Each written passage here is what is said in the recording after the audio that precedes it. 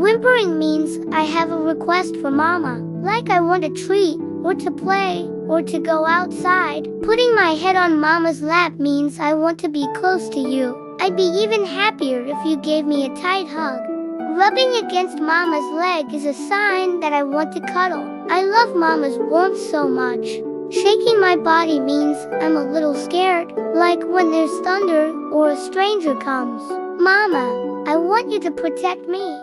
When I do something naughty and my ears go flat, it means I'm feeling sorry. I'm sorry, Mama.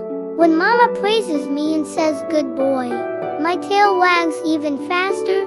If I give you a little paw tap, Mama, it's my gentle reminder, hey, don't forget about this cute face.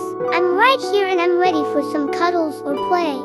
From now on, I'll be the doggy that makes Mama and Papa the happiest in the world.